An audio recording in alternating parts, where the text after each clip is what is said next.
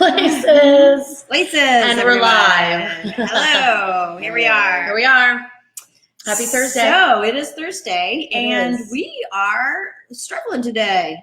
Struggle bus. Yep. We are. I don't know what it is. Thank God we have no viewers right now, because I was we feeling didn't start off strong with that. No. A little bit of a vortex today. I said earlier, I think to Charlotte, is it a full moon? And then I made a joke. No, it's just 2020. So yeah, which is a little drained. Which is all of us are, I think. So yeah. But anyway, it's Charlotte and Jess here at Aragon Wine Market in Pensacola, Florida. We've been doing these virtual wine tastings since April, and that seems like that's crazy. It's like crazy. Because there's like every week you're like, what's going to happen? Well, you know what? We've got these scheduled through September, which is awesome. But we've got some great stuff coming up. We've had some great stuff in the past. We've got some great stuff tonight, and we've got some wonderful things on deck.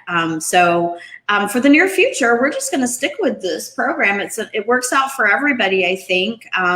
Everybody seems to be enjoying talking with people from all around the world, pretty much, and different places. And so it's pretty cool. So, and for those of you that are just kind of joining us, to kind of talk about for a little second, the virtual wine tasting model. Every week we're going to announce what wines we're going to try for the upcoming week, giving you an opportunity to come into the shop or call and do a curbside pickup for these wine selections, in addition to what your normal drinking is. Right. Certainly is a fun opportunity to pick it up and have it so that when we do go live on Thursdays, you've already got it at home. Yeah. But another fun aspect of this is because it is kind of an evergreen format to some degree. Once we record it, let's say maybe you don't want to join us this week, but in a couple of weeks you want to do something, Spanish wines, and you want to do this, then you can pull up this online and grab these wines from us in the store and do it in the future. Yeah, you can always go back and watch these on Facebook. Also, our YouTube channel. You can go search for the wines as well that way.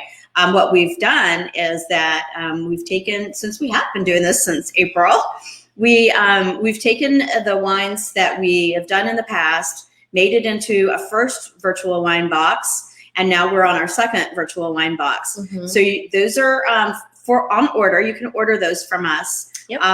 What you do is just say, hey, I want to try that first box y'all did, or now we're just releasing the second box. We this week is the first week we're offering that, and you get. We call them promo case 1 and promo case 2. So basically, they're the first dozen or the first 12 wines that we tried the first couple of weeks of tastings, of virtual tastings, and then promo case 2 is now featuring basically wines 13 through 24. Exactly. Just to put them back in a bundle for you, so that if you missed them or you wanted to try them again, it was an awesome opportunity at a really solid discount. Yeah. 15% discount off on the case, and that way you can try them all. Yeah. And I want to see the first case with the 15% was almost like $50 off. Yeah, so I mean that's it's a good deal, and you're trying some things, and you can go back and check out the videos and say, oh, that's cool. Also coming up in our next few weeks that we have scheduled. We are going to be doing some stuff where we will need you guys to get some stuff in advance, not just the wines, but some food items and stuff, because we got some special. I don't want to give anything away because it's kind of secret right now, but we're going to have some the food pairings, and we'll ask you to join along and cook some stuff and drink the wines and talk about the wines. So that's what's coming up. Curbside, we're still doing curbside. Don't forget, that's super easy. Just call us. Say, a lot of times people know what they want. A lot of times they don't. We're happy to bring it out to you if you don't feel like coming in. We also have parking in the back. Absolutely. Excuse me. Allergies, not corona. I know. I'm like, congratulations, you now have allergies. Yes. So anyway, so that's how that works, and how it works again is that you grab your bottles. Anytime during the week, we'll let you know what we're doing for next week at the end of this broadcast.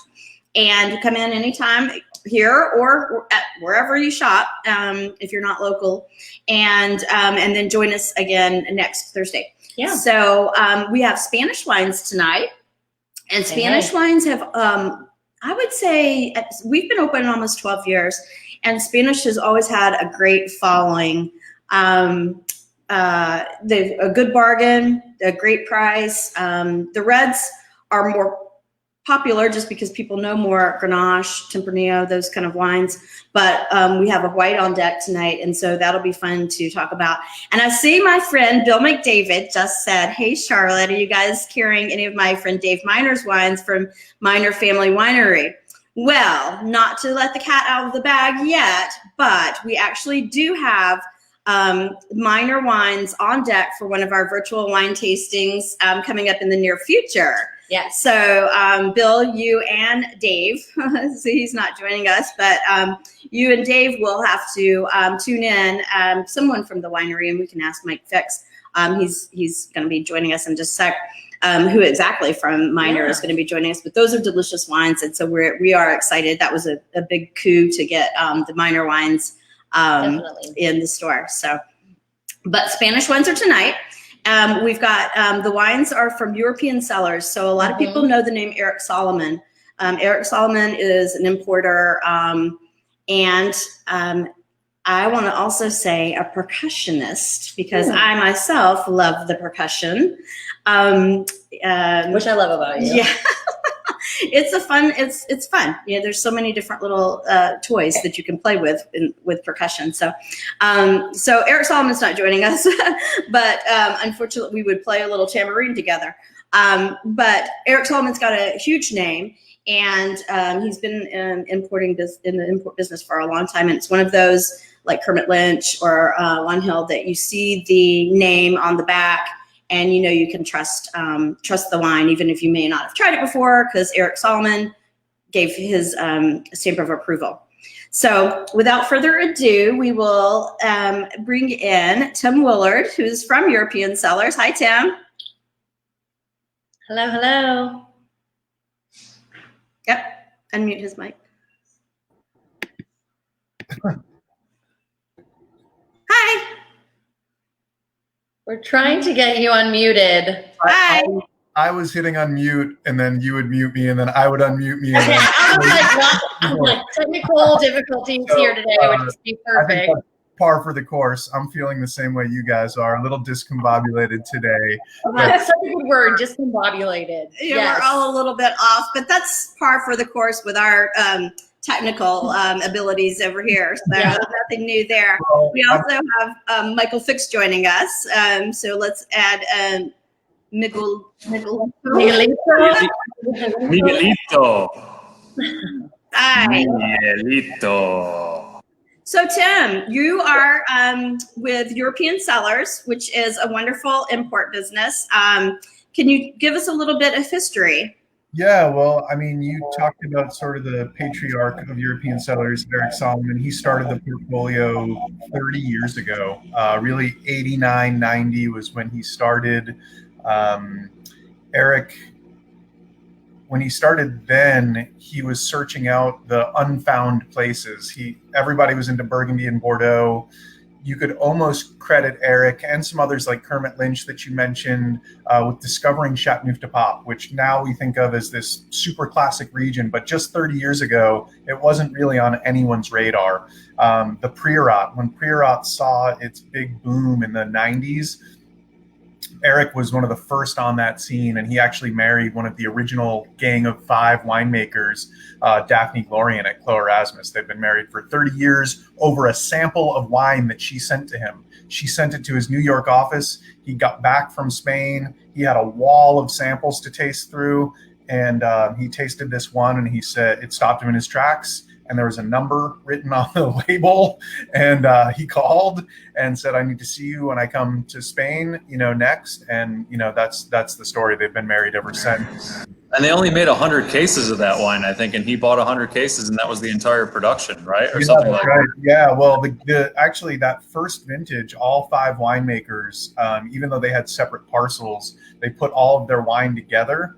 blended it all together. It was all the same exact wine, but they bottled it under their own labels. So you were getting, it would be amazing if you could get those 5 original bottles, all with the same juice, but with different labels on them. But anyway, Eric's done some amazing things in his time, and I think the biggest testament to Eric is that we now have a 3rd portfolio under the European Cellars branch called Indigo, and he's again 30 years later searching out the unseen and unheard of, kind of the new Spain, which Herencia Altes we're going to taste is kind of in that category. And then we also have a great portfolio called John David Hedrick Selections as well. That's all Loire Valley and Champagne. John David was our general manager for about 7 years before he split off to start his own portfolio.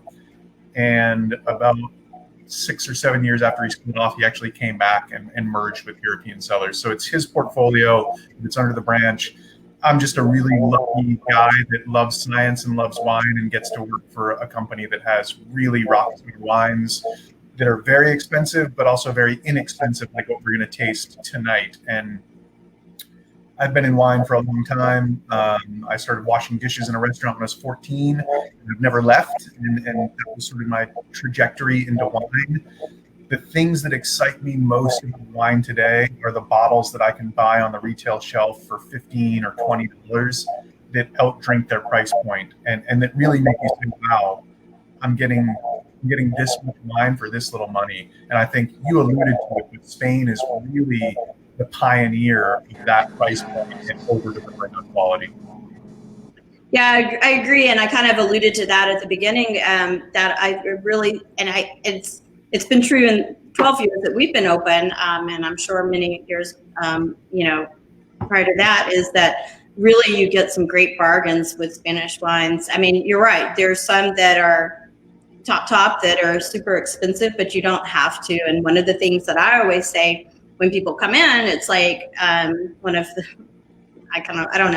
things I always say is that, it's easy to find a $30 bottle that tastes good, but, the ones that are, the bargains at 10, 12, 14, those are the ones that everybody searches for. And I think in Spain that, those are more frequent than a lot of places. And especially, I would say, with the caveat that at that price point, it's actually a farmer's face that you can put behind that label. This is not some mass-produced industrial wine that's sourced from all over, bulk wine that's blended together, and then somebody puts a horse on the label so it looks cute, and then they sell it for 10 or 12 bucks. Right. Unfortunately, that is the majority of wine. And thank goodness for retailers like you that care and taste every bottle that comes into the shop, because you're really the bridge that says, yeah, you can go to the grocery store and get another $15 bottle of wine, but this white that we're about to drink comes from a 5th generation family of winemakers in this tiny little unknown village at high elevation. Some of the vines that go into this bottle are 100 years old. Yeah. I mean, it is insane. And then when you taste a wine like this, this is a wine I would put up against some wines that are 4 times the price, and I wouldn't feel bad at a dinner party or make any excuses for the wine. Yeah. I would say, try this next to whatever else you're trying. Absolutely. Really cool stuff. So. Well, that's a good segue into the wine that we are drinking. And I believe speaking of $14 wines, I believe we sell this for 14. I was in the range there. And it's a Grenache Blanc or Garnatxa Blanca. Yeah. Yes, thank you. The French comes out right. And so people know Grenache, Garnatxa in the red. That's very, very common. People will come and even ask for that, Tempranillo, those. But a lot of people don't know about the white Spanish wines. Can you tell us a little bit about this one in particular? Yeah, scientifically, it's just a white mutation, right? And so Grenache comes in 3 colors. You can have Grenache Gris, which is pink. You can have Garnacho or Grenache, which of course is the red that sort of put Spain really back on the map after Franco passed and regulation, winemaking sort of came back. But Grenache Blanc has always grown there. I don't know when the mutation occurred, but pretty early on, I would imagine. But never really gained so much traction. One, because there's a lot less produced. However, what we're finding is for the winemakers, the artisan winemakers like Herencia Altes, if you put time and energy into the vineyard and into the vines and treat it the same way you treat your highest end red wines, you can get a grape or wine from this grape that is really powerful and robust and has some noble characters that we would use to describe things like Chardonnay, Riesling, the noble grapes that we think of from around the world. This is a powerful wine. There's a little bit of skin contact here, about 5 or so hours of contact with the skins. They even do some lees stirring. And so if you swish this wine around on your palate, you'll notice it has a little bit of weight to it. Some of that is just inherent in the grape itself because it is a red grape mutation. But some also that technique of letting the skin stay on the juice and stirring the lees into the wine. And so you get this really complex medium body mouthfeel, but also really high acidity. So it's kind of a summertime crusher at the same time, or you can let it come up to temperature a little bit and it's a great food pairing. Yeah. So, I mean, that's interesting because, it's obviously stainless. That, I mean, it's made, it doesn't touch oak, but it still has that complexity and weight, I guess, from the Grenache. Yeah, that's right. That's right. That's kind of like a, scientifically, we would call that phenolics, that kind of weight. In red, we kind of think of it more as tannin that really dries out your mouth. In whites, we don't really talk about tannin.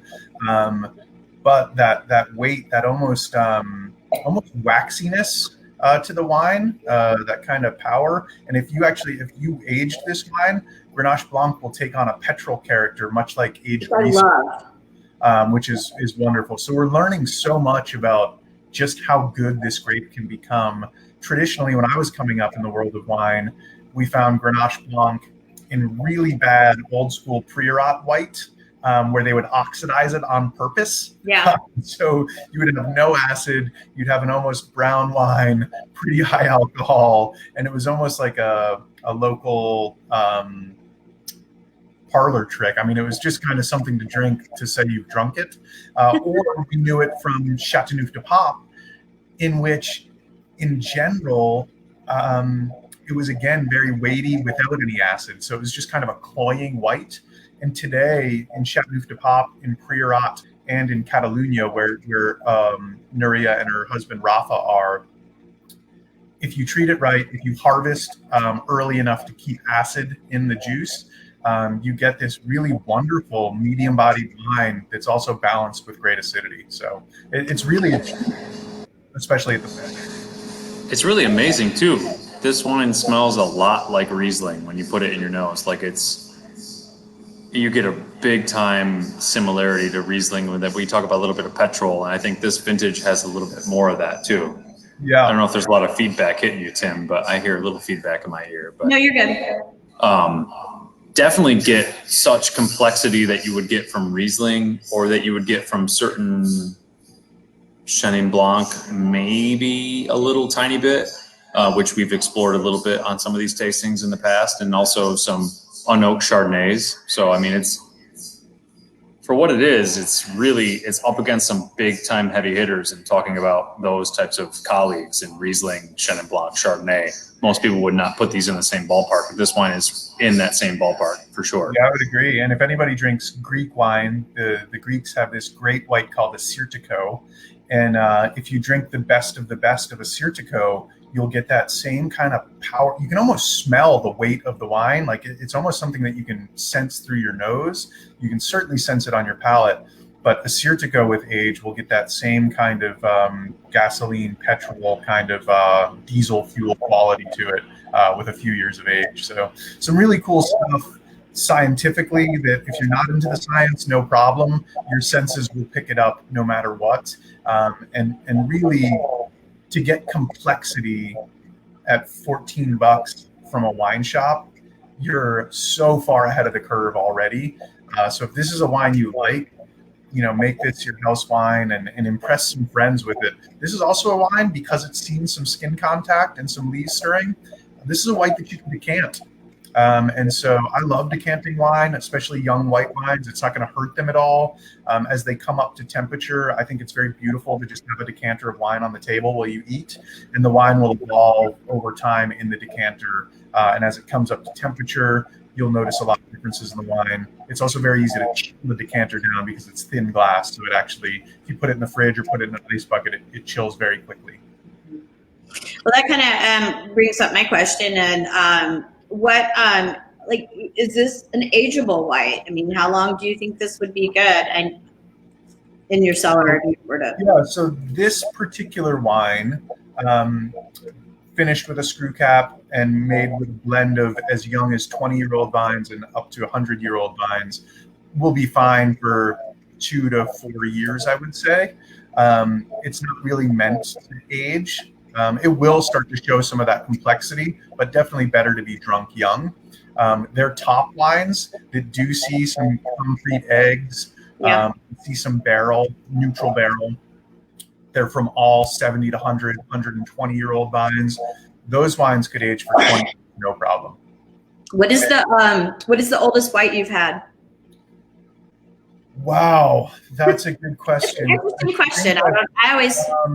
I'm a fan of older whites. So I'm a huge fan of older whites. I've had some old Riesling from Schars Hofberger.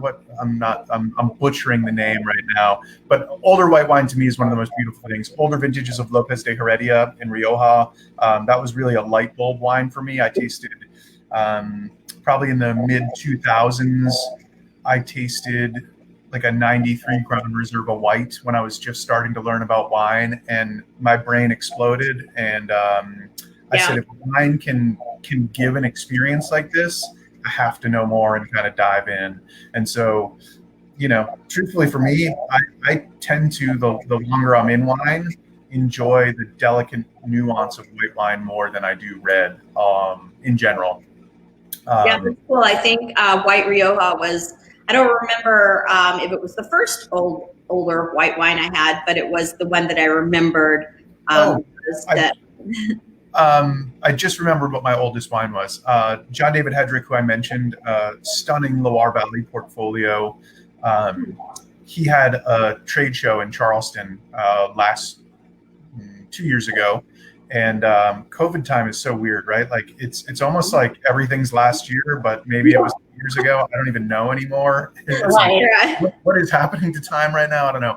Anyway, his Vouvray producer, Lionel Gauthier, he's called the Viking, and his winery is Domaine du Viking. He's like a 6-foot dude in the village of Vouvray with long blonde hair, total outlier. Wow. 5'5" in Vouvray, and no one has blonde hair. So the Viking is quite a character. He brought, I think, a 51 Vouvray from his cellar, and it was, Michael talked about Chenin being age-worthy. This thing had so much life left in it. It was really such a good drink. So for anybody watching tonight too, aged wines, there's a few things that give wine an opportunity to age. Acidity is one of the most important things. So high acid grapes will lead to longer aging. That's why things like Riesling, pre-climate Chardonnay, and Chenin Blanc, these are all high acid grapes that can go the distance. Right. Sugar is actually a great preservative. So in places like Vouvray, where there's wines are made off dry, a little bit of sugar helps it to age. And then really, can the quality of the fruit last as long as the acid, so that 20 years in, you still have this balanced feel. The fruit's going to die off, the acid's going to die off, but if they die off together, you still have balance. And so, nice. Well, anyway. And also I was reading a little bit. This is, we have kind of had a theme, not intentionally, but I guess that's the way of the world right now, is that this wine's done with sustainable farming. The Evodia, I think, is organic farming. And they will be certified organic here at Herencia Altes very soon. What's that? They will be certified organic. I think actually the next vintage will have the organic on the label. Okay. Yeah. Awesome. Yeah, they Yeah, put a lot of people, the natural wine movement trend is picking up here in Pensacola, even Yeah. a little small town. But we're kind of a funky little town anyway, so I love kind of. Pensacola. So and the people ask, you know, they want natural wines, they want this, you know, something that is it organic, and a lot of wineries have used organic practices or sustainable practices, that sort of things for a long time, but just don't put it on the label. Right. So Yeah, well, I mean, think about it. This family in particular has been farming for 5 generations. Which is They were- absolutely fantastic. They Yeah. were farming organic before there was a term called organic. right. So for them, it usually takes a couple generations for the younger generation to come in and say, yes, it's worth it to pay to have this on the label because people care. Not, you know, a lot of the old school people are like, you're not going to tell me, give me this list of rules that I've already been following, probably Right. more a stricter set of rules, and then make me pay for it so I can put it on my label. Right. Right. It's interesting. A lot of natural wineries have 0 certifications, but they farm at the highest levels. They farm using biodynamic practices. They're non-interventionalists. They don't correct their musts with acid. They don't feed their wine. They don't use enzymes. It's, you know, this 0-0 kind of no additions in the vineyard, no additions in the cellar. Right. Well, it's funny because when somebody first came in, it's been probably a couple of years now, and they said, "Oh, do you have any natural wines?" And I was like, "Well, yeah." I mean, they're all kind of natural, right? Right. And then like, "Oh, well, it's done this way and that way." I was like, "Well, I mean, I'm sure like all the ones from France are done that way, and all the ones are, you know." So it was confusing at first. I mean, I get it now. Sure.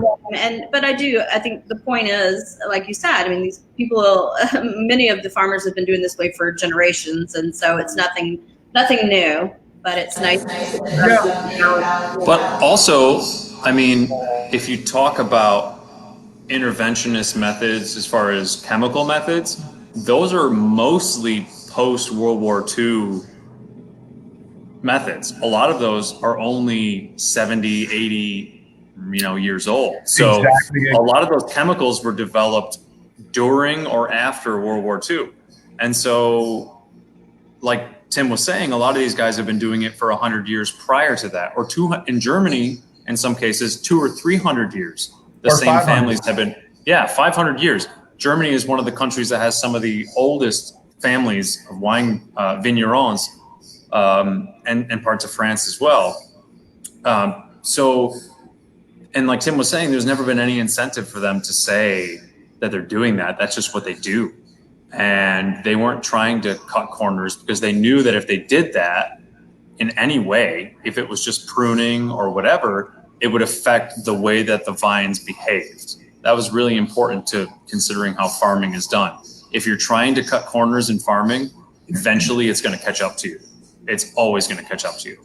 And I think when you put your nose in this glass, this smells like the world. Like this smells like flowers, fruit, air. Like lots of wines at this price do not smell like this. This is a wine that is made with care and with consideration.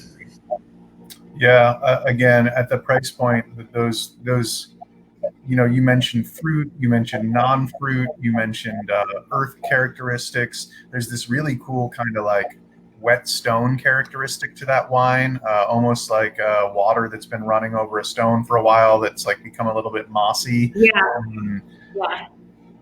The fact that we can talk about 4 different camps of aromatic and flavor profile in a $14 wine, wow, that's some really amazing value. And well, and the other thing is, and both of these wines, we can talk about scores. I mean, we're not really into them here at the store, but I mean, it's always nice to, I don't know, some people do like to know, and these are all get very high scores. Yeah, I mean, 90-point wines or 91-point wines. For $14. Sorry? For a $14 bottle and $12 for the Evodia, and they Exactly. both at 90s in the 90s. So that's not easy to come by with that price point for sure. Yeah.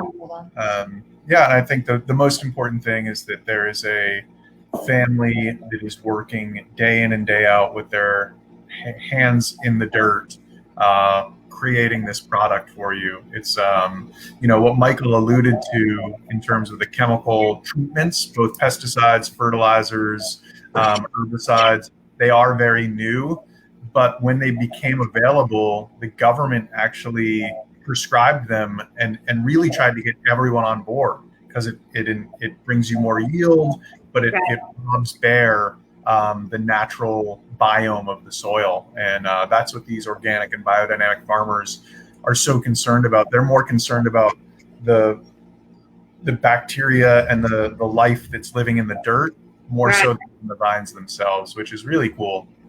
Very systemic approach. I think Jessica had a comment a couple of weeks ago, because really families and family farming has kind of been a theme as well. And you were saying that, they're looking at the future because they're leaving it to their kids, their grandkids, and they don't want to just make money and take everything out of the soil and not leave anything left for future generations. Yeah, it's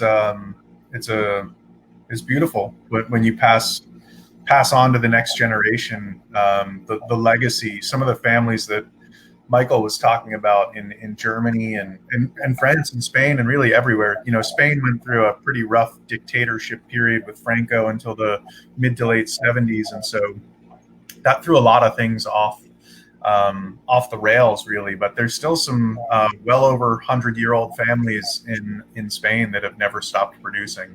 That's awesome to think of. Yeah. Hopefully we'll all get to go there in the future.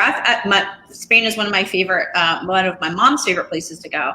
And I haven't been. I have it on my short list now that we're all making short list of where we absolutely have to go as soon as things open back up. If we're ever allowed into Europe again, we'll see. Yeah, don't say that. Yeah. You might swim across. Our mouths are goddamn. Well, I guess we can move on to the Evodia on this virtual tour through Spain. Cool. So the cool thing about this is from the Aragon region of Spain. Yeah, that's right. This is really in some of the most rustic areas, Campo de Borja, Navarra, sort of the outskirts of the Rioja region. This is a no-name DO named Calatayud. And what's really cool about this wine, this was one of Eric's first projects where he really became entrenched in Garnatxa. And he learned early on that Spain is so cool because if you find the right terroir, and in Spain, we think of all these beautiful rows of vineyards that are very neatly pruned and they're trained on these wires. If you've been to Spain, especially through northern Spain, there's huge spacing between the vines, and they're what we call bush vines or head trained vines. And so they're literally just these three sort of gnarled, snake-like vines coming out of the ground, and then they get leaves, and then they flower, and then they fruit. Has to be harvested by hand. You can't machine harvest. And the older the vines and the poorer the soil, the better the fruit and the better the juice. So here we're at 1,000 meters of elevation. That's 3,400 feet of elevation. That's just the normal elevation for these vines. They're up to 100 years old. And this is one of Eric's earliest projects. Yeah. What's really cool about this wine is that when Garnatxa sort of made its big splash in the US, it made it because you can let Garnatxa get as ripe as you want. If you let it just stay on the vine, it can almost turn into raisins before you harvest it and then ferment it. And so back then, the trend was these rich, powerful wines that tasted like, almost blackberry syrup. Yeah. And high alcohol, and you could add some oak to. And that's really how Evodia got its start. But through the care and the sort of forward thinking of Eric, Yolanda Diaz is the sort of, she's the real star behind Evodia. She knows the terrain of Calatayud more than anyone. But also another famous winemaker of ours, Jean-Marc Lafarge, consults on this project. And so between the three of them, they have really been able to, this is actually a new label for Evodia. It's much lighter and cleaner. This is a Garnatxa that you could chill in the summertime and have on the back deck with anything off the grill.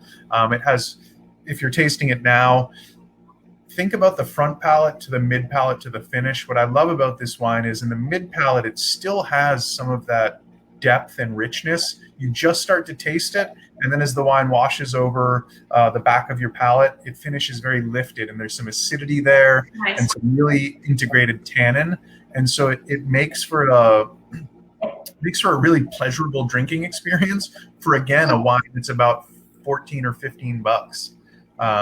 Yeah, and we actually have a store for 12. We do. But Oop. Michael is to me. Yeah, I don't know what that was. It was severe. I Anyway. keep giggling to myself every time you say tannins because I just watched The Birdcage recently, thinking about Robin Williams when he said, and when Nathan Lane says tannins, I keep laughing about every time. I don't know why. Every time you say tannins. it's so funny because you brought it up, and I was like, I don't remember that, but as soon as you did the impersonation, it was like, okay, I know. He picks them over. Oh my god. So excuse my God, me, that's that's where my hilarious. brain keeps going to. But yeah. All right. Pretty much things just got real with Jess. Yeah, I'm a theater geek, so that's She's what back with us. Well, we've actually had the Evodia in the store since probably since we opened. I mean, it's been one of those that has never been off the shelf. Things come and go, but this one, people, I mean, it's delicious, but people love it and demand it. And so a constant flow of like phone if we don't calls. have it, I'm in trouble. Mhm. And then, as far as bang for your buck, it is 14.5% alcohol. So what we were saying with the higher alcohol, I mean, it does have that, but it doesn't taste hot or. It bears it well. Yeah. Mhm. Yeah, I think so. And that's what's cool about Grenache is it's a chameleon grape. And so we have producers in Madrid that are kind of on the new pioneers of I actually have my Commando Hay t-shirt on. Commando G, these guys, Danny Landy and Fernando Garcia, they're farming at high elevations in Madrid in the Sierra de Gredos Mountains. They're making Garnatxa because it's so high elevation and because of the way the sun hits the exposure and the granite soils, it pours almost like rosé and it drinks like Pinot Noir. And Garnatxa is a thin-skinned grape, but depending on where it grows and what the growing cycle is like, it can be light-bodied and high-toned and high-acid like Pinot Noir. It can be very medium-bodied, which is how we see it a lot. And then if the winemaker decides, you can make a really rich, powerful wine and throw a bunch of oak on it. Thank goodness that style is sort of on the way out, because I think that's a manipulation of Grenache that's not true to what Grenache is. What I love about this wine is that this is really true to what Grenache in this area should taste like. And I think that's, I think honest wine is an important thing. And to have an honest wine for $12, wow. You know, this is the definition of house wine. I'm drinking it out of a rocks glass. I don't know if you've noticed, but, you know, don't feel like anyone needs to tell you how to enjoy your wine. For sure. And when it's $12, I'll drink it however I damn well please. Thank you very much. But this should be a house wine. And if you can find a white in that price point, these are the kind of bottles that you open up when a friend comes over at noon, and maybe it's a Wednesday and you say, we're going to have some wine and enjoy it. On a Wednesday, why not? Exactly. And I love Hey. Say that again, Charlotte. I didn't pick that up. Fix Miguelito had his sound on, I think. But What did you say? no, I mean, I just think house wine is a great term. It's Tuesday wine is what we call it sometimes, but it's stuff that or Monday or weekend wine. I mean, you know, like I said, you're not going to be embarrassed to take any of these wines, despite the lower price, to a dinner party and say, and people will love them, and I've done it, you know, because I'm in the business, and so I'm able to know what's good. I'm not taking a bottle of something that's at the grocery store on the bottom shelf. Right. and yet I'm still spending, less money, and people are being exposed to stuff that they might not know at a great price. We have a number of customers that come in frequently. They're like, I need a good, we're having a dinner party and I need a good table wine. And I always appreciate when someone's values that suggestion of just take my word for it. You're going to love this, and once you open your mind to that, it doesn't have to be the $40 bottle of wine. It doesn't have to be the $25. People can't afford it, Who's drinking that on to entertain your entire dinner party. So these are perfect for that pairing, to have at noon. Yeah. And how rewarding is it to bring a couple wines like this to the dinner party, have them be around other bottles that are twice the price, or maybe they're the only bottles. But when someone says, hey, I really like that, where can I get it and how much did it cost? And you tell them it's $12 and they're like, come on, no way. To turn someone on to quality at this price point, for me, that's where the excitement in wine is. I love drinking $150 bottles of wine, especially when other people are buying. Absolutely.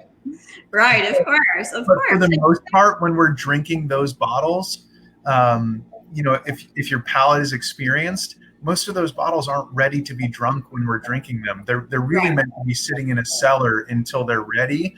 And it's unfortunate, a lot of what people spend money on is a label and a name and a reputation, regardless of how they actually feel like it. It's just something to impress. And that's fine too. Say that. I really, really think, and only because I've been going through the wines on my shelf lately, and some of them, most of them are okay, but you can't just let them sit. And with a wine like this, you're not going to let it sit. I mean, right. Those expensive wines, they're wonderful, but put them on the shelf and just have that patience to let them develop into what they're supposed to do. Drink this week, drink this, anytime you want to open a bottle. Let some of those just sit and develop into what they're supposed to be. I don't think that we do enough of that, but I've gotten a lot more appreciative of wines that, like we talked about the aged whites. I'm an aged white fan. Yeah. I mean, if you can, that's what you're supposed to do. Sorry, we're an open wine store, so there's stuff going on here as well. So. I love it. You're broadcasting live and making sales. Make sure to put some Evodia and Herencia Altes in the bag. Oh, absolutely. Because I think I got a little feedback with you there. I got you now. Can you hear me? Yep, I can. Your feedback is. But we had some barbecue with Evodia earlier. So I picked up some barbecue baked beans, brisket, chicken, sausages. People are always asking me, like, what do you have with barbecue? This is like a perfect barbecue wine. It really is. Because it's got weight, it's got, fruit, and it does have a little higher alcohol, but it doesn't taste like it. It's really well balanced. So it's a great barbecue wine. And that higher acidity higher alcohol, is really important for things like sausages, meats coming off the grill that are a little bit fatty. When that fat kind of coats your mouth and all that flavor, having a wine with a little alcohol is really what you need to kind of cut through some of that. And then the integrated tannins help to kind of get your mouth ready for the next bite, right? So if our mouth is dried out a little bit because of this tannic structure, which this is very mildly tannic, but it really makes that next bite of food kind of explode on the palate. You really a lot of flavor. Exactly. It was super sweet of Monsieur Fix, or Miguelito, as we like to call him around here today, to bring some hotspot barbecue. So if you are in Pensacola, we would say hotspot is the It sort of gave us a food coma though for a second. I had to like stand up and I know. do I a told little. him next time, don't bring. I had to do a little jig off to the side and like make myself up Trying to wake because up, but, it was settling in just nicely. And I don't know that you'll ever be able to say tannins again. Not without a little bit of gusto. That's our impromptu wine dinner. That's how we do wine dinners now. We just show up with barbecue and Evodia, and that's a wine dinner. That's how we do it. I mean, Not bad about it. what better way to feed a group? I'm gonna have to say hi to my brother who just commented and said hi, Charlotte. So my brother Ren is watching from Louisville. Hello, brother. Yeah, Okay. and he's got a bottle of wine and is and joining us. Unfortunately, we haven't been able to see him this year because nobody's traveling, but maybe we'll get up there and see him. So hi. So, Tim, where are you located? I am located in Atlanta, Georgia. I spent about 13 years in Charleston, South Carolina. That's where I really got my sort of fine dining skills and my entry into the world of wine. I worked at a great restaurant called Fig in Charleston. If you ever travel, go to Fig for sure. Food is good. It's amazing. They really embraced me and let me really get hands-on with the wine list and started to pay for my education. And then my wife got an opportunity in Atlanta, and it turned out well. It's a bigger market and allowed for something like an import job to be more readily available than it would. You're right there by the air. Hop on the airport and you're out where you need to be. To travel. And in the first 5 or 6 years of my tenure with the company, I was traveling quite a bit.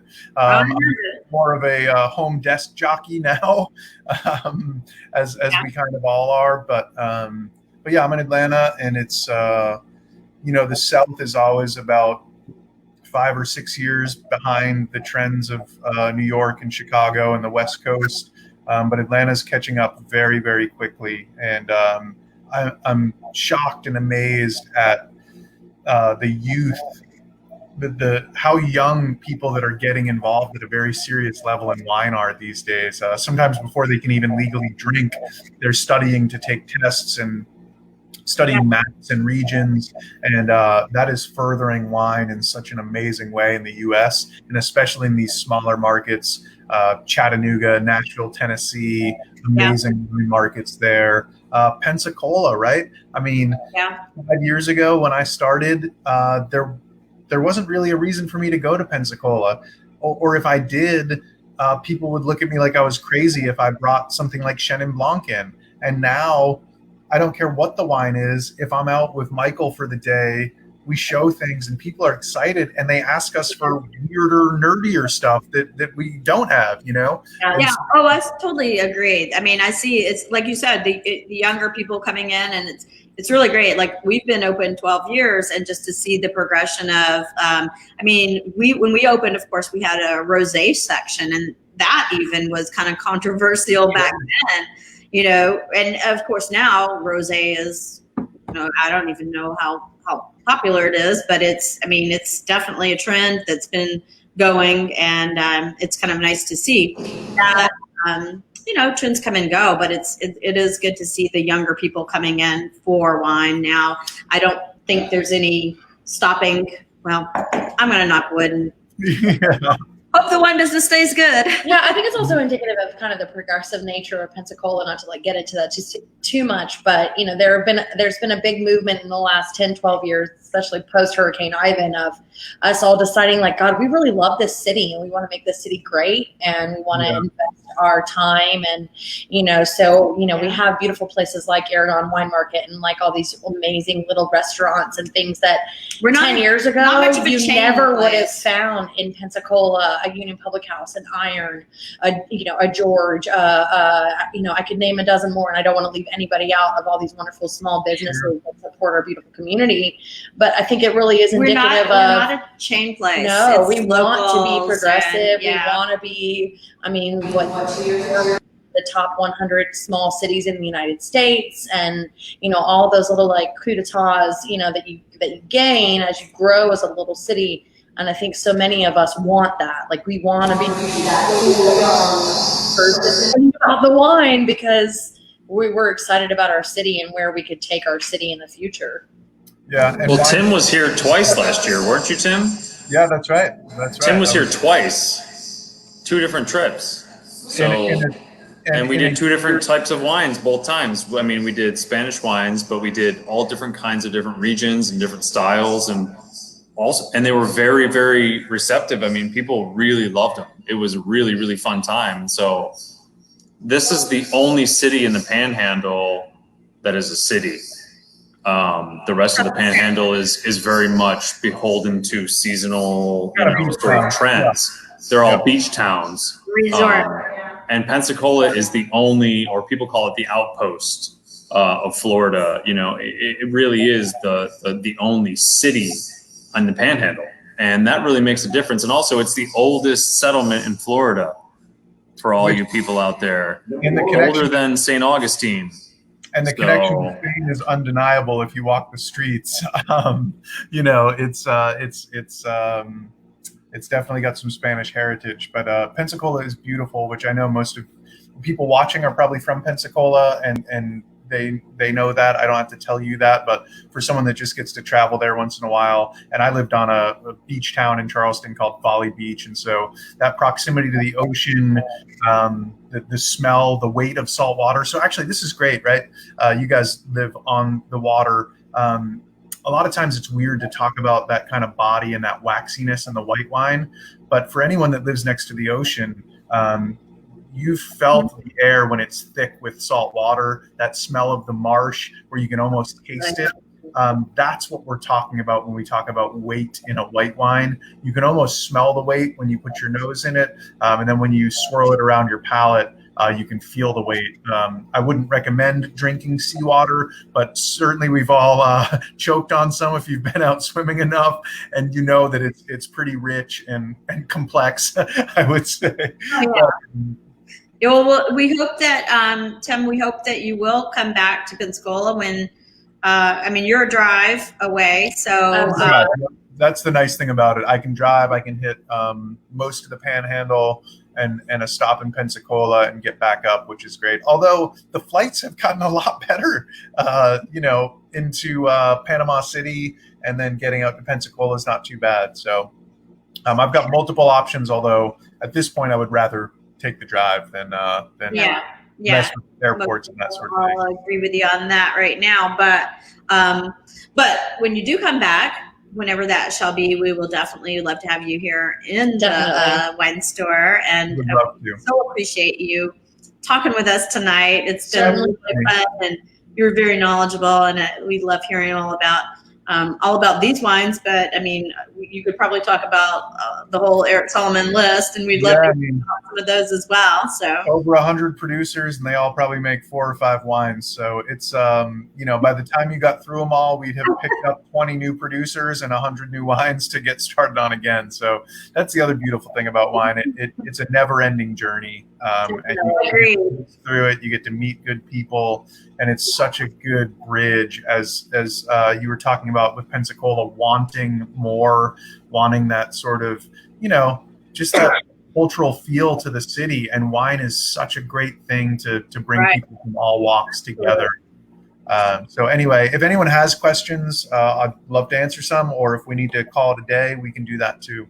Well, I don't see any questions in our lineup. I see Patrick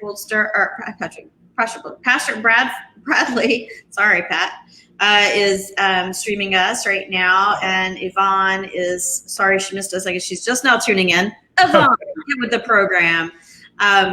But you know what? Yeah, we do have a lot of these scheduled, and it looks like it's the wave of the future. So let's pick a couple more, and we'll get you back on the program, because we've got a lot of great stuff to talk about. That sounds great. I really appreciate you supporting our portfolio, supporting our distributor partner and Michael, and supporting me through the wine. So it's been a pleasure, and I would love to do it again. And I'm so thankful and can't wait to see you guys when I'm in Pensacola. Thank you so much, Tim. We really appreciate your time. All right. Thanks, Tim. All right, Patrick Bradley. I'm sorry. You're right. Butchered. Butchered. Not even the right. Not even this close to the right, Patrick. Well, I mean, sorry. I've been drinking. I had a bottle of white, I had a bottle of red. What you gonna say? What do you mean you don't drink it? You just spit it out. You spit it out. It was almost like nap time before we got started with barbecue. I know. As much as we love the Hot Spot barbecue, thanks Hot Spot, and thanks Michael Fix for bringing it. It really did slow us down a little. Oh my I would God. say tonight. You missed my jig. I had to stand up and do a jig because Jessica was like, I gotta stand up. I gotta She stand pushed up. the chair out of the way, did a little jig. I had to like get the juices flowing again. I know. I was like, all right, I get you. I'm over here to the side trying to get the blood. We all been there. We all been there. I don't think Jessica needs any excuse to like get up and jump around. Personally, I feel like she can do it anytime, anywhere. No, that I don't need an excuse to jig. True. But that was an awesome presentation tonight. Tim Willard was super cool.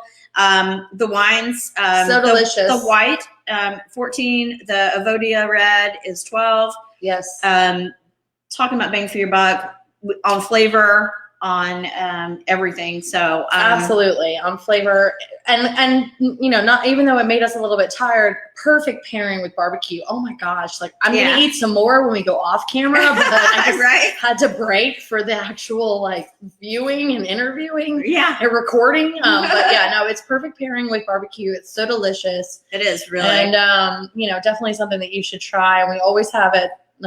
As Charlotte said, it's always, we always it's something do have that's it. always on the shelf. It's always For sure. something that's the Evodia for sure. Yeah. So next week, Italia. Italy. So we've got a couple of different wines, or well, of course we have 2 different wines for the Italian wines that we're doing. The first one is called Colmassari, and it is a Vermentino. And so this is the white. Hey, you gotta say it like that. And so, Michael, tell us just a smidge about the Vermentino, please. Yeah. We're muting. All right, so you got Vermentino, which is a pretty popular white wine in Italy, mostly from Sardinia, the island of Sardinia, which will be almost due west from Tuscany. But here in Tuscany on the coast, they do a lot of Vermentino, and it's a really great aromatic white wine. It's a really good alternative white wine from Italy. If you guys have only known Pinot Grigio, or it's probably, most people probably know, get on this. Vermentino is so good. It's so good with shellfish and like snapper.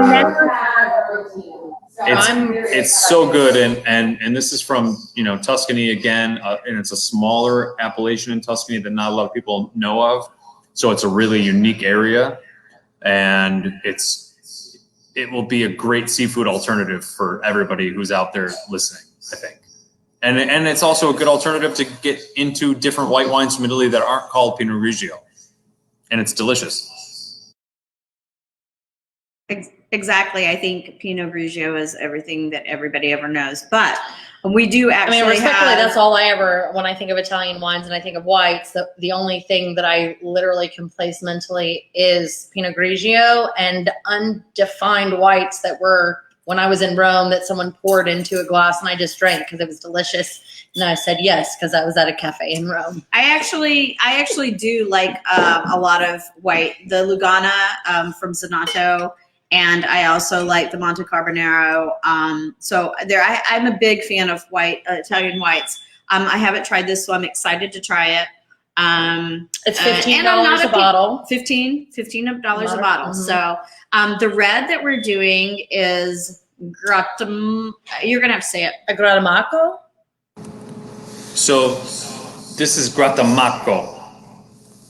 It's a Bulgari. You can see it says Bulgari right there on the label. I'm pointing to it like people can see me actually pointing to it, but they can't. There's no magic of television here. But it says Bulgari really clearly on the label. And I mention that very specifically because this is a very, very, very, very famous area of Tuscany. Brunello, obviously people love Brunello. We talk about Brunello. That's a part of Tuscany and Montalcino. Bulgari is where Sassicaia comes from. So I'm sure people have heard of Sassicaia. or at least they've heard it kind of around being some super expensive wine, which it is. Ornellaia, Solaya, these kinds of wines all come from this area. And Sassicaia was the first. Guatemaco was the second. So back in the 70s, when this area became a region, an actual wine region, which is a big deal. If you're going to start a new wine region and then you're becoming an official wine region, that's a really big deal. If you started to try a wine region in Milton, Florida, that would be very, very, very hard to do for a variety of reasons, but also just in general, it will be hard. So in Italy, this is this was the second wine in Bulgari behind Sassicaia, only the second property to make a Bulgari wine, Bulgari, which is where this is the region, and this is a super Tuscan. So yes, it has international varietals like Cabernet, Cabernet Franc, etc. But it also has Sangiovese, which is the most important grape in all of Italy, whereas Sassicaia does not. So that's even more special. I don't know that people know how important Sassicaia is to Italian. I mean, it's like some of the biggest Bordeaux houses that you've heard of. That would be the equivalent for. Yeah, Latour, Chateau Latour, Mouton. I mean, this would be where Sassicaia would be, definitely, you know. Right. And so this one, as opposed to being a $200 and something plus, bottle it's $30. So it's not an inexpensive bottle, but from where it comes from and what it's representing and, what you're getting, it's a value for that price. And I would say to the customers, if they're listening, and this is not just me being a sleazy salesman, although I am although sometimes I've been accused as such, at that price point, this is a wine that you can open right now, or you can lay it down. I mean, it's perfectly suitable because of the grapes that are in it, with the tannins that are there from Cabernet, Cabernet Franc, Sangiovese with its high acid. This wine can lay down for 5, 6, even more years and really age a lot. So, for somebody to take like 2 or 3 bottles, open one up now and see where it's at, see how it's behaving, and then wait like another 2 or 3 years and open up the next one, and then wait another 2 or 3 years and open the next. That's not a big investment. And I think, and I would just say this, that's what people in my business do. That's what we do. When we know a vintage is really good, we will buy 2 or 3 bottles or 6 bottles or something. That's what we consider a good deal, which this wine is. And that way we can enjoy an older bottle that we haven't had to pay, like you said, $150 or $250 for, which is what you're going to pay for Sassicaia. So, because I have been pulling stuff off my shelf and doing this, and most of them have been good. Some of them are on their way down, and I've got a few that are just bad bottles. I've really come to appreciate the an aged wine, and we just don't do enough of that. And I feel like I'm harping on this, but we just don't do it. We just don't do enough of it. And to be able to take a $30 bottle, as opposed to, like you said, $150 bottle to put in your, that's actually easier to put in your cellar because you don't really want to open it right now. But I mean, wine is a living thing. It's birthed, it grows, it peaks, and then it dies. And to be able to experience something like that and enjoy it, I would say, get 6 bottles, get a case, and drink some now, and just make yourself do that. I mean, that's the whole thing, is having that patience, having that, what do you call it, when you make yourself do something that you don't really want to do. The guts. The chutzpah. Yeah. But I was going to say, and Tim alluded to this a little bit, kind of talking about old world producers. If you were going to go and buy one of the top end Napa Valley producers, I mean, really one of the top end wines, the ones that are meant to be in the cellar for 10, 15, 20 years, you are going to pay a lot of money. I mean, too much, honestly, in my opinion, and I sell some of those.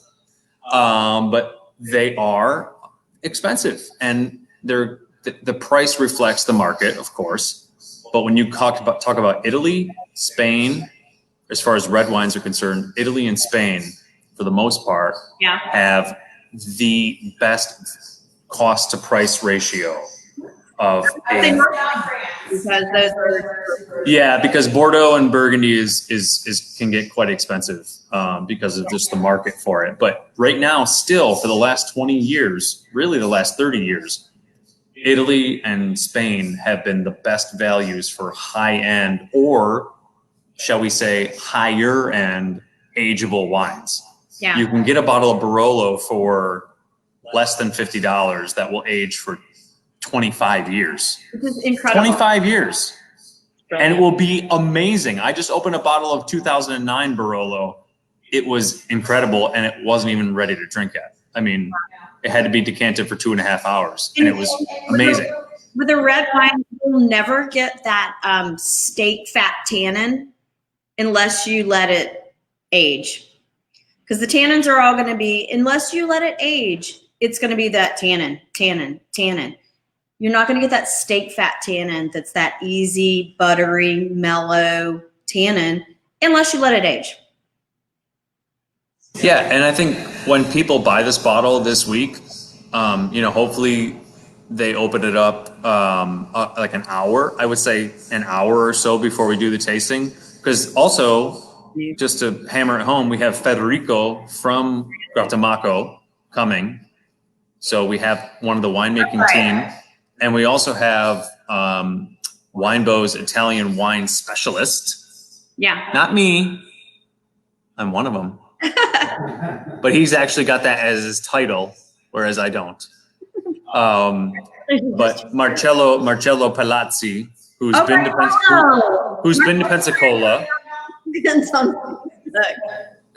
Pensacola, and he's a great guy. And so we have two guys who are experts. I mean, we're talking about the quintessential experts in Italian wine. And they're going to tell us all about this kind of stuff. And so I would say if anybody's picking up Guatemala, I would say do two things. Number one, decant the wine for a little while because it's pretty young. Get a big, giant steak. Okay.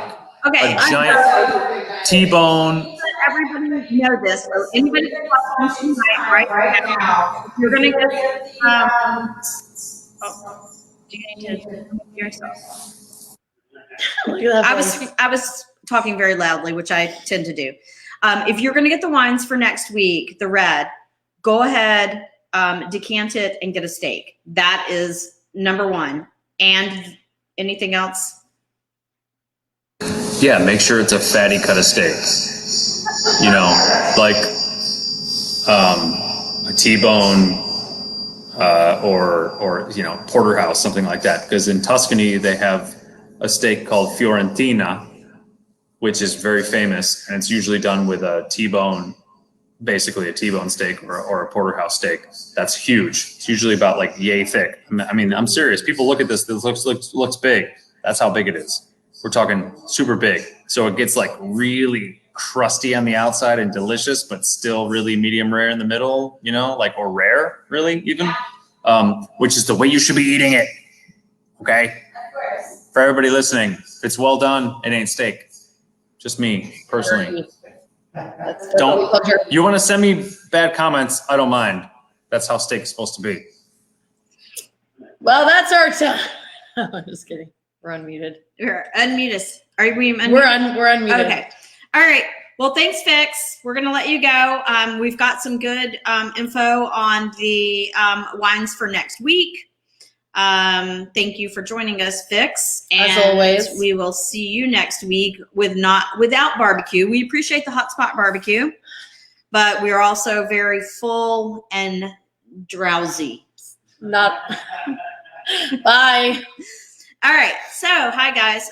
You're still enjoying us. So we are excited to go into Italy next week. I love Italy. I know. And have you been to Italy? Yes. Yes. You? Yes. Yes. Rome. Yes. I spent a week in Rome for my 30th birthday. It was great. Oh my gosh, that would be awesome. Mhm. I was in Rome in November, which seems like 300 That's when I years was ago. This last November? No, for my 30th birthday. I was there. That wasn't this past November? Oh God, no, that was 6 years ago, unfortunately. All right, so you're 36. Maybe. Ish. Yeah, so anyway, so Italy would be fun. We're actually going to do a class. The girls here at the wine store are going to do a class That's afterwards. right. We have and so education. we're excited about that too. So what's your favorite Italian restaurant in town? Oh, you're not allowed to say probably because everybody else would be sad. I don't want to play favorites. I've already named a few. I already feel bad for just naming nobody the else. three. Nobody knows Italian. Italian. You know, my, there's you know no what? Italian, Honestly, my restaurant favorite owners. Italian food in town is my mother's lasagna. Nobody can compete. Oh, way to get out of that with- one. That's yeah, awesome. I'm gonna tap dance. Da, da, da, da, da, da. That one is Actually, that my mother's lasagna is the bomb. can I make lasagna for you? Yes. I actually make a really, really world famous I am a lasagna Garfield. as well. When in so- doubt, feed me lasagna. Oh, that's so cute. I love lasagna. I love that. Well, so I think that's our time for today. So what you need to do Oh, yes. is get the white, get the red, or get both. And tune in next week. We'll be drinking these next week. Get you a steak apparently, Ooh, yes. and A thick one. a fatty one. Get you a fatty steak. I think Costello's is a good butcher in town. Christy and Darren Costello. They're on the west side, and they are really got fair prices on their meat. So if you haven't checked them out, please do. Mhm. And then the other thing I would say is that we are still doing the virtual wine boxes. So if you want to call in and get one of the virtual wine boxes, we're doing promo box 1 and promo box 2. Promo box 2 just started this week. That's right. So you will save close to $50. And you get all the wines that we've done for, well, the first box is the first 12. The second box promo case 2 is the second. the second 13 second through 12. 24. Wines that we did. So Yeah. just call us, let us know, because we are taking orders for those. You can't just come in and get them. That's right. But we will take orders for them. So, Yeah. all right. All right. Well, We're that's gonna a wrap. go sleep because we ate too much barbecue before. I'm going to the eat some more show. barbecue and then I'm going to go sleep. All right. Well, Bye. bye. Ciao. See you next time.